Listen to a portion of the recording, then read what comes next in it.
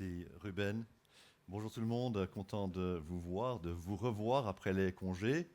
Certains ont été en déplacement, on est de retour et ça fait du bien d'être là et on va ouvrir la Bible ensemble et lire le livre de Ruth, chapitre 4. Mais j'aimerais avant de lire cela, de vous encourager à réfléchir un petit peu à votre sort individuellement, comment vous ressentez votre l'état de votre vie.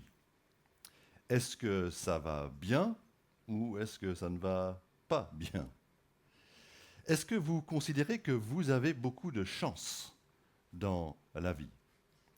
Quand vous considérez comment vous vivez, la tournure des événements, est-ce que vous êtes des gens qui disent individuellement, en fait, j'ai pas vraiment beaucoup de chance? Je vois que d'autres personnes sont promues, héritent peut-être un grand héritage, ont subitement un job, un boulot, trouvent la personne avec qui elles veulent partager leur vie. Moi, j'ai l'impression que c'est tout le contraire. Est-ce que tu as plutôt l'impression d'être quelqu'un qui a de la malchance? À la limite, quelqu'un qui est maudit, tellement les choses ne se passent pas comme tu le voudrais dans ta vie. On peut tous considérer parfois qu'on a des moments de malchance, mais c'est vrai que parfois, quand on se compare aux autres, on voit qu'ils reçoivent beaucoup plus que ce que nous recevons. Et on connaît aussi des gens où on se dit, ouais, vraiment, ils n'arrivent pas à gérer, ils n'arrivent pas à sortir de cette maladie, ils n'arrivent pas à avoir un coup de chance. C'est dur pour lui, c'est dur pour elle. Aujourd'hui, on va se concentrer sur de bonnes surprises. De bonnes surprises. Et c'est la fin de notre série en Ruth. On a regardé la vie de cette femme qui a vécu il y a bien bien longtemps dans la Bible, dans l'Ancien Testament, donc bien avant Jésus-Christ. Et elle a eu, n'oublions pas, un départ difficile. Elle a vu son jeune mari décédé, elle s'est retrouvée un peu démunie. Son beau-frère et son beau-père étaient décédés aussi. Elle n'avait que sa belle-mère. Et elle a décidé de quitter son pays et d'aller s'installer dans la pauvreté en solidarité avec cette belle-mère. Et aujourd'hui, on va voir qu'après un petit rebondissement, tout se passera bien pour Ruth. La fin de l'histoire est une belle fin. C'est un happy end, c'est la fin où tout va bien. Et peut-être que ça va un peu renforcer ce sentiment qu'on a que les choses se passent bien pour les autres, mais pas pour nous. Mais en fait, le but de ce quatrième chapitre n'est pas de nous comparer directement à Ruth et de dire elle a eu plus de chance que moi, mais c'est plutôt de voir comment sa petite vie s'est inscrite dans un plan de Dieu qui est beaucoup plus grand, beaucoup plus long, certainement, mais aussi beaucoup plus grand et noble et digne. Et dans ce plan-là, nous sommes invités à voir comment notre vie s'inscrit également. Même si nous semblons peut-être aujourd'hui malchanceux, en fait, on va voir qu'on est beaucoup plus béni qu'on le pense. Et même si notre vie semble ne pas avoir une grande signification dans le cours des événements, on n'est pas président d'un pays ou roi, on a quand même un rôle à jouer. Et on est là pour le plan de Dieu qui va continuer au-delà de ce qui a commencé. Mais c'est seulement en voyant les détails de la vie de cette femme il y a si longtemps qu'on commence à voir comment Dieu lui-même organise, orchestre les choses pour accomplir son bon dessein. On va le lire ensemble, je vais le lire pour nous, Ruth chapitre 4, et je vais lire tout le chapitre. On avait été un peu sur une note de suspense à la fin du chapitre 3. On attendait que Boaz, l'homme qui était un proche de la famille de Ruth, puisse agir pour son secours. Boaz monta à la porte de la ville et s'y arrêta. Or, celui qui avait droit de rachat et dont Boaz avait parlé vint à passer. Boaz lui dit, approche-toi, assieds-toi ici, toi, un tel. Il s'approcha et s'assit. Boaz prit alors 10 hommes parmi les anciens de la ville et dit, asseyez-vous ici. Ils s'assirent. Puis il dit à celui qui avait le droit de rachat, Naomi est revenue du pays de Moab et elle vend la parcelle de terre qui appartenait à notre frère Elimelech, son mari, son feu mari. J'ai cru devoir t'en informer et te dire, fais-en l'acquisition devant les habitants de la ville et les anciens de mon peuple. Si tu veux la racheter, rachète-la. Mais si tu ne veux pas, déclare-le-moi afin que je le sache. En effet, il n'y a personne avant toi qui ait le droit de rachat, et je l'ai après toi. Il répondit, je la rachèterai. Boaz dit, le jour où tu achèteras le champ à Naomi, tu acquerras aussi de Ruth la Moabite, la femme du défunt, et tu devras maintenir le nom du défunt sur son héritage. Celui qui avait le droit de rachat répondit, je ne peux pas exercer ce droit de rachat pour mon compte, sinon je détruirai mon héritage. Prends pour toi mon droit de rachat, car je ne peux pas l'exercer. Autrefois en Israël, pour valider toute affaire relative à un rachat ou un échange, on retirait sa sandale et on la donnait à l'autre. C'était ce geste qui servait d'attestation en Israël. Celui qui avait le droit de rachat dit donc à Boaz, fais-en l'acquisition pour ton compte, et retira sa sandale. Alors Boaz dit aux anciens et à tout le peuple, vous êtes témoins aujourd'hui que j'ai acquis de la main de Naomi tout ce qui appartenait à Elimelech, à Kiljon et à Machlon, et que j'ai également acquis pour femme Ruth la Moabite, femme de Machlon, pour maintenir le nom du défunt sur son héritage, afin qu'il ne disparaisse pas parmi ses frères, ni à la porte de la ville, de sa ville. Vous en êtes témoins aujourd'hui. Tout le peuple qui était à la porte et les anciens dirent, nous en sommes témoins. Que l'Éternel rende la femme qui entre dans ta famille semblable à Rachel et à Léa, qui ont toutes les deux donné naissance à la communauté d'Israël. Montre ta force dans Ephrata, et fais-toi un nom dans Bethléem.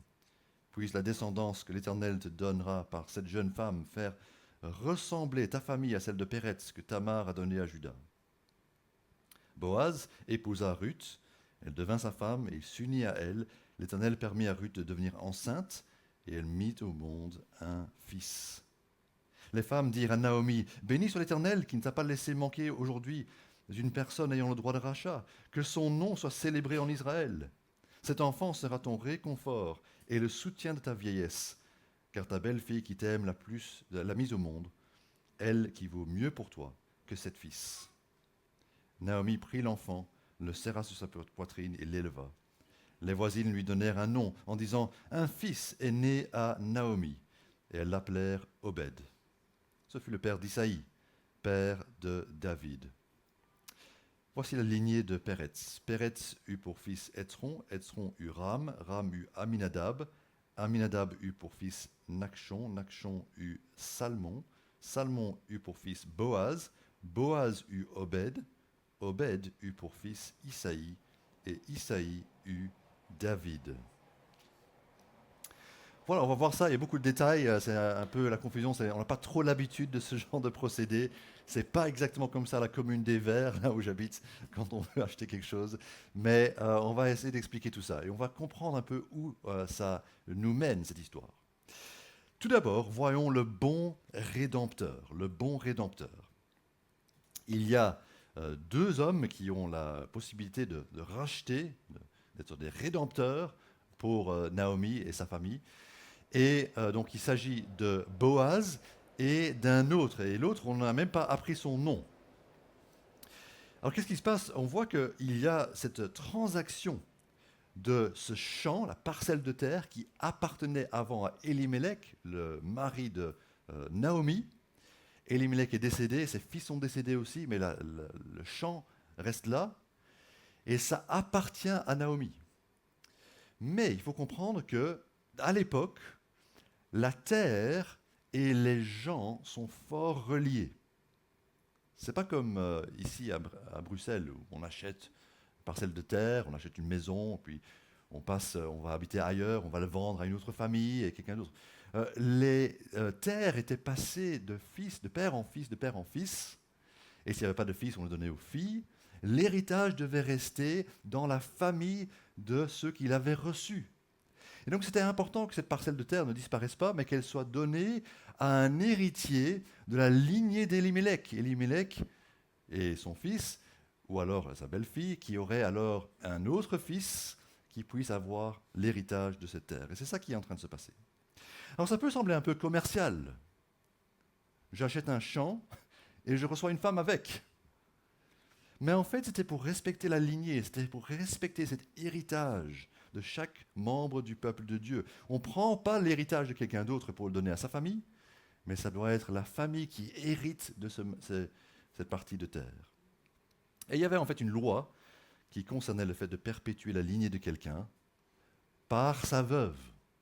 S'il était décédé avant d'avoir des fils, on devait prendre la veuve pour épouse et pour lui permettre de porter un fils qui pourrait porter le nom du défunt et recevoir l'héritage du défunt. Donc techniquement, ce n'est pas une rédemption. Je sais qu'on utilise le mot de rédemption et on pense souvent à Jésus, notre rédempteur, qui nous a libérés de la mort et de la puissance du mal. Ce n'est pas ce genre de rédemption-là qu'il s'agit, mais c'est plutôt un acte de solidarité et de responsabilité. J'ai lu un commentaire qui m'a vraiment aidé à comprendre ça cette semaine. Ce que Boaz fait là, c'est un acte de solidarité, solidaire avec les pauvres, avec les membres de sa famille, et un acte de responsabilité envers les faibles. Il dit, je les prends en charge. Je vais être responsable pour eux. N'oubliez pas que l'autre, qui est le premier interrogé, il ne prend pas ses responsabilités. Donc c'est un contre-exemple pour montrer à quel point ce que Boaz va faire est quelque chose d'exceptionnel, quelque chose de noble. Parce que l'autre, il va éviter cette responsabilité. Il ne sera pas le bon rédempteur. Il n'a pas trouvé chaussure à son pied, comme on dit. Finalement, il va devoir acheter une autre paire de sandales parce qu'il n'en reste qu'une. Il doit donner l'autre comme signe qu'il cède cette parcelle de terre parce qu'il ne veut pas avoir Ruth comme épouse et avoir un fils par Ruth qui alors lui-même hériterait de cette parcelle de terre et s'occuperait de cela et le recevrait en héritage. Qu'est-ce qu'il donne comme raison pour ne pas assumer cette responsabilité? Ayant dit qu'il le rachètera, après il dit « Ah non, non, je ne peux pas faire ça pour mon compte, sinon, verset 6, je détruirai mon héritage. » Il est en train de dire « Non, mais ce ne serait pas bon pour ma famille. Mes enfants, peut-être qu'il avait déjà d'autres enfants, vont pas hériter de cette parcelle-là. Ça va être l'autre qui va hériter de cela. Et je ne vais pas faire ça. » Vous savez, j'ai ma famille peut devenir une excuse. Une excuse qu'on utilise, comme cet homme-là, pour ne pas faire la volonté de Dieu. C'est pas qu'il ne pouvait pas racheter la terre, il pouvait, mais il n'a pas osé, il n'a pas voulu. Et je me demande si nous, on utilise aussi cette excuse parfois en disant « Ah mais j'ai ma famille ». Alors soyons clairs, bien sûr, nous croyons ici à l'Église que la famille biologique a de l'importance. On doit prendre soin de notre famille. On doit prendre soin de notre famille biologique. On n'est pas une secte qui dit, voilà, il faut couper les ponts avec votre famille et ne pas leur parler, ne pas prendre soin d'eux. Ce n'est pas ça que je suis en train de dire. Mais en même temps, nous devons nous souvenir des paroles de Jésus qui a été très clair à ce propos, qu'il y a une division qui s'opère dans les familles biologiques. Si quelqu'un a la foi en Christ, il doit mettre Jésus en premier. Et qu'il ne peut pas dire, ah non, mais moi, c'est ma femme, je dois m'occuper de ma femme. Ou « Ah, mais mes enfants, c'est ma priorité. » Ou « Mes parents, je dois plaire à papa et maman. » Jésus a dit ceci, « Toute personne qui aura quitté à cause de moi ses maisons ou ses frères, ses sœurs, son père, sa mère, sa femme, ses enfants ou ses terres, recevra le centuple et héritera de la vie éternelle. » C'est en Matthieu 19, si vous voulez vérifier. Les termes et les conditions sont clairs dans la Bible, il n'y a rien de caché. Ce n'est pas en tout petit, il ne faut pas cocher une case. Il le dit clairement, que si on veut suivre Jésus, on va devoir à certains moments renoncer à l'approbation ou à la faveur de nos parents, de nos proches, parce qu'on a dit Jésus d'abord. C'est Jésus d'abord. Et je quitterai d'autres choses. Mais cet homme-là, malheureusement, a mis sa famille, son intérêt personnel avant la volonté de Dieu. Boaz, par contre, va jusqu'au bout. Il prend la responsabilité, il exprime la solidarité, il va jusqu'au bout, il officialise la relation. Tout le monde le saura maintenant. C'est Boaz qui l'a pris en charge parce qu'il a dit devant 10 hommes, c'est une sorte de jury, 10 hommes responsables le savent maintenant, c'est un traité légal. Est-ce que sa façon d'agir traite Ruth un peu comme un objet? Ça peut avoir l'air de cela, n'est-ce pas? Mais gardons bien ceci à l'esprit. Ruth avait demandé cette relation. On l'a vu au chapitre 3, Ruth avait demandé à Boaz, Boaz, est-ce que tu veux bien me racheter? C'est la relation qu'elle voulait avec lui. Elle savait qu'elle pouvait l'épouser. Elle voulait que Boaz la prenne sous son aile, et c'est ce qu'il est en train de faire. Donc c'est une relation qui est consentie, bien sûr, par les deux. Le bon Rédempteur, qui est plus grand que celui qui les a précédés, va faire quelque chose d'autre pour nous. Il va en fait nous inclure dans sa famille. Nous parlons de Jésus, et Jésus vient bien sûr beaucoup plus tard, mais il est celui qui accomplit tout ce qui est des modèles, ce sont des modèles de l'Ancien Testament, qui nous préparent à sa venue. Quand nous considérons comment nous sommes sans Jésus, on peut considérer différentes choses. On peut dire qu'on était coupable, bien sûr, rebelle, révolté, coupable de transgression, de péché, de mal contre Dieu. C'est vrai absolument. Mais il y a d'autres choses qu'on peut dire aussi sur notre état sans Jésus. C'est que nous sommes étrangers. On n'appartenait pas au peuple de Dieu par notre naissance. La plupart d'entre nous, en tout cas. On était sans citoyenneté, sans droit dans le royaume de Dieu.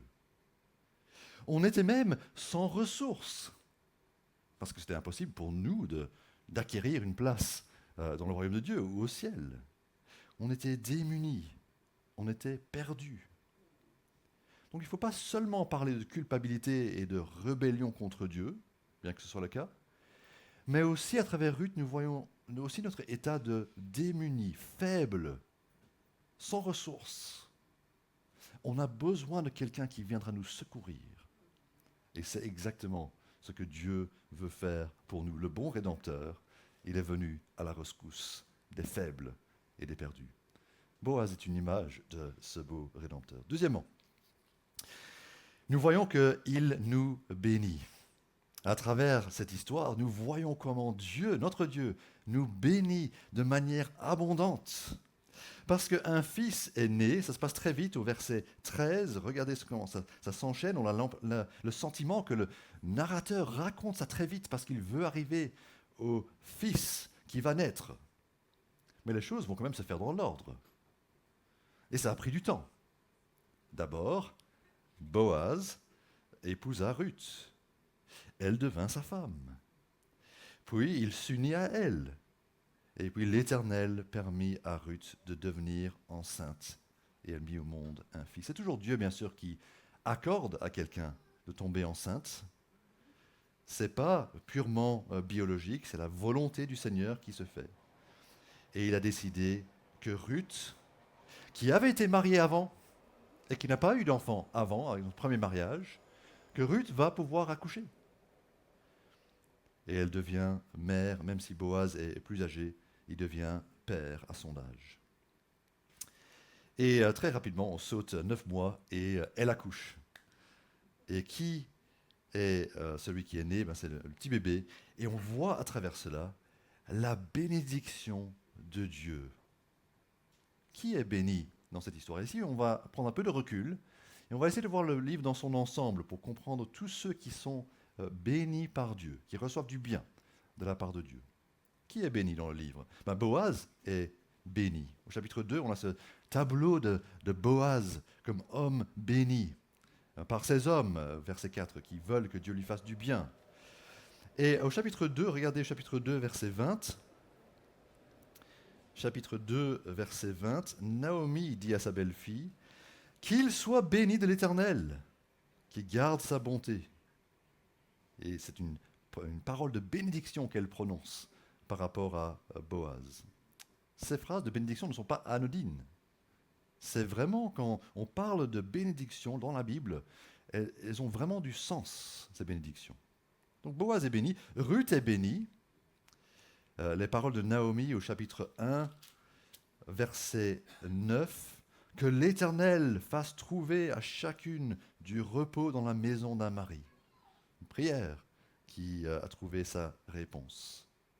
Boaz aussi avait béni Ruth au chapitre 2, verset 11.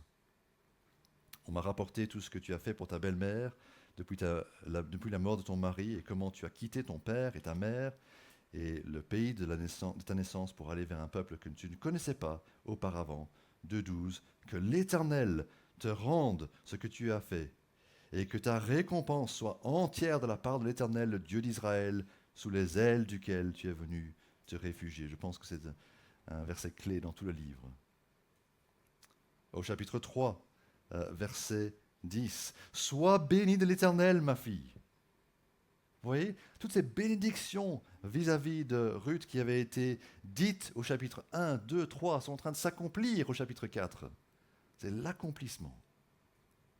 Est-ce que vous vous rendez compte donc de l'abondance de la bénédiction? Et ça nous aide pour réfléchir à notre situation. Parce que oui, on peut tout se plaindre de quelque chose qui ne va pas, quelque chose qui nous manque, quelque chose qu'on n'a pas reçu, qu'on a voulu. Mais vous savez, Dieu nous a donné beaucoup de bénédictions. Parfois, on a l'impression que le frigo de bénédiction est vide. C'est pas le moment après les courses, c'est le moment où on doit aller faire des courses. On dit, oula, il n'y a pas beaucoup de bénédictions là dans mon frigo. Mais vous savez, dans la réalité, le frigo de bénédiction est rempli. Mais je ne parle pas seulement de bénédictions matérielles. Bien sûr, il y a des bénédictions matérielles. Lorsque nous avons de la nourriture, lorsque nous avons des vêtements, nous remercions Dieu parce que Dieu pourvoit pour nous de jour en jour. Mais aussi, il nous donne des relations, des amis, des membres de notre famille. On peut remercier Dieu pour ces bénédictions relationnelles. Des frères et sœurs dans l'Église, ce sont des bénédictions d'avoir une Église, n'est-ce pas? Et puis, il y a la multitude de bénédictions spirituelles. La Bible dit, il faut retenir ça, c'est la vérité en Éphésiens 1, verset 3. La Bible dit que Dieu notre Père nous a bénis de toute bénédiction spirituelle dans les lieux célestes en Christ. Ça veut dire que si tu es en Christ, tu es béni spirituellement. Il n'y a pas de bénédiction spirituelle que les autres chrétiens ont et que toi tu n'as pas. Ou que toi tu as eu que la moitié ou un dixième et les autres ont eu tout. C'est chaque chrétien qui a le même nombre de bénédictions spirituelles, ce sont les mêmes, on a toutes les bénédictions. D'appartenir à Dieu, d'être pardonné, d'avoir le Saint-Esprit, d'être membre de son royaume, etc., etc. Je pourrais continuer. Ruth est bénie, Boaz est béni, et Naomi est bénie aussi. On a l'impression d'une petite confusion là au chapitre 4 quand on vient de le lire, au verset 16. 4,16. Naomi prit l'enfant, le serra sur sa poitrine et l'éleva. Verset 17. Les voisines lui donnèrent un nom en disant « Un fils est né à Naomi ». On dirait non, en fait c'est le fils de Ruth. Un fils est né à Ruth, c'est le mauvais prénom là. Naomi c'est la grand-mère. Oui, mais c'est en fait une grâce que Dieu a faite à Naomi, parce que Naomi ne pensait pas pouvoir avoir un fils, et maintenant elle a un fils. Et en plus, le verset 15 nous dit qu'elle a Ruth, qui est meilleure que 7 fils. Quelle bénédiction abondante à nouveau, quelle grâce de la part de Dieu que Dieu décide de bénir Naomi, parce que nous avons vu dans les semaines qui passent que Naomi n'était pas toujours très recommandable. On peut comprendre que Dieu bénisse Boaz parce que lui est un homme bienveillant et généreux qui veut agir correctement. On peut comprendre que Dieu veuille bénir Ruth, même s'il était étrangère et démunie, parce qu'elle faisait des efforts pour prendre soin de sa belle-mère et pour travailler pour elle. Elle était aimable, fidèle. Mais que Dieu bénisse Naomi, c'est une surprise là, n'est-ce pas? On ne trouverait pas ça normal, parce qu'elle n'a pas été exemplaire jusque-là. Elle est partie du pays promis. Elle était allée se mélanger avec des non-croyants. Elle avait donné ses fils à des femmes non-croyantes. Elle avait découragé ses belles filles à la suivre quand elle voulait partir. Et puis, au chapitre 3, son plan n'avait pas été très sage, pas très recommandable. Mais le Seigneur n'arrête pas de faire du bien et de faire preuve de grâce. La bienveillance de Dieu est réelle envers ceux et celles qui ne le méritent pas. Absolument pas. Alors aujourd'hui, nous devons saisir que si Dieu nous aime, c'est aussi assez surprenant. Quand nous savons de quoi nous sommes capables, et de ce que nous avons fait par le passé. Et pourtant, le plan de Dieu est si bon et sa bénédiction est si bonne. Quand on a lu la fin de l'histoire, les paroles du début semblent bien dérisoires, un peu ridicules. Imaginez comment Dieu entendait les propos de Naomi qui sont rapportés au chapitre 1. On va juste jeter un coup d'œil au chapitre 1 parce qu'aujourd'hui on termine tout le livre. Elle avait dit « Je ne peux pas vous donner un mari. » Dieu sait qu'il va le faire. Elle avait dit au verset 11 « Retournez mes filles, suis-je encore en état d'avoir des fils qui puissent devenir vos maris ? Non, mais Ruth va avoir un mari et Naomi va avoir un fils. Bien sûr, pas par elle-même, mais par Ruth. Vous voyez, quand Dieu regarde les obstacles dans notre vie, il ne les voit pas comme nous. Il veut qu'on se souvienne de sa bonté, même à l'avance. La bonté qu'il a déjà démontrée par le passé. Ça nous enseigne, frères et sœurs, à dire et à reconnaître que Dieu est bon en toutes circonstances. Et de ne pas oublier de le dire aussi quand les cadeaux arrivent. Si je reçois un cadeau de la part de Dieu, c'est pas simplement que ma chance a tourné et que maintenant ça va mieux. Que enfin maintenant j'ai mon jour de chance. Non.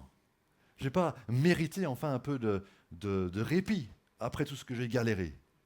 Si je reçois un cadeau et quelque chose de bien se passe dans ma vie, je peux dire mais merci Seigneur parce que c'est Dieu qui a pourvu dans sa bonté envers moi. J'ai attendu, j'ai crié, j'ai pleuré, maintenant j'ai reçu. Quelle grâce. Mais n'oublions jamais que Dieu est en train de nous faire du bien, est en train de nous bénir de manière spirituelle et aussi réelle. Et c'est pour ça qu'on arrive au chapitre 4, verset 14. Les femmes dirent à Naomi, « Béni soit l'Éternel, qui ne t'a pas laissé manquer aujourd'hui d'une personne ayant le droit de rachat. Le Seigneur est béni. » C'est une expression qui dit que nous disons du bien de Dieu, nous reconnaissons la bonté de Dieu lorsque nous bénissons Dieu. C'est en fait une louange à Dieu. Et c'est comme ça que nous devons agir. Lorsque nous voyons la bonté de Dieu se manifester dans notre vie, se montrer dans notre vie, eh bien, on devrait bénir Dieu, adorer Dieu, remercier Dieu. Et c'est ce qui est en Éphésiens aussi. Béni soit le Dieu et Père. Il nous a prédestinés à être ses enfants adoptifs par Jésus-Christ. Éphésiens 1. C'est ce qu'il a voulu dans sa bienveillance pour que nous célébrions la gloire de sa grâce dont il nous a comblés dans le bien-aimé. Dieu nous fait du bien et nous lui rendons des bénédictions. Nous l'adorons en retour. Ça, c'est l'aboutissement du modèle de Boaz. Boaz avait fait du bien à Ruth. Jésus nous fait du bien, mais c'est pour que l'Éternel soit béni, célébré pour sa glorieuse grâce. Le bon Rédempteur nous bénit.